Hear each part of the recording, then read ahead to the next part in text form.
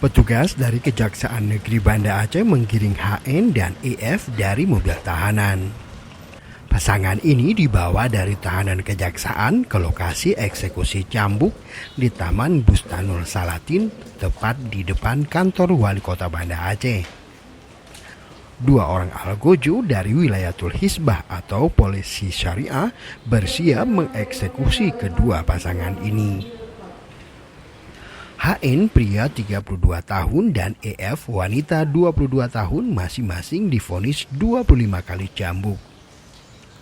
Hakim Mahkamah Syariah Banda Aceh menyatakan keduanya melanggar kanun atau peraturan daerah nomor 6 tahun 2014 tentang hukum jinayat yang berlaku di Provinsi Aceh. Eksekusi cambuk terhadap pelanggar ini dilakukan di depan umum oleh dua orang algojo berbeda.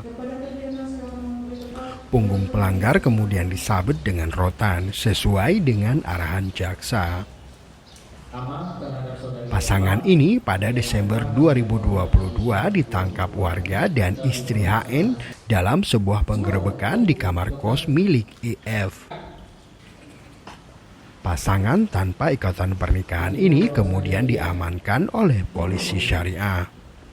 Kita dari Kejaksaan Negeri Banda Aceh melaksanakan eksekusi cambuk terhadap dua terhukum sesuai dengan putusan Mahkamah Syariah Banda Aceh nomor 3/JN 2023 dan nomor 4/JN 2023.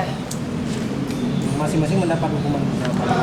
Sesuai dengan putusan Mahkamah Syariah Banda Aceh, masing-masing terhukum dilakukan eksekusi cambuk sebanyak 25 kali.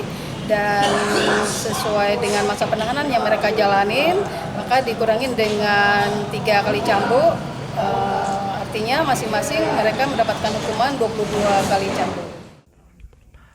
Hukum cambuk di Aceh pertama kalinya diberlakukan di Kabupaten Biren pada tahun 2005 silam.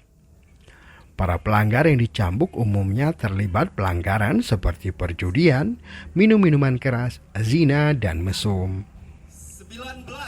Namun demikian, umumnya para pelanggar yang menjalani hukuman cambuk adalah mereka masyarakat kecil.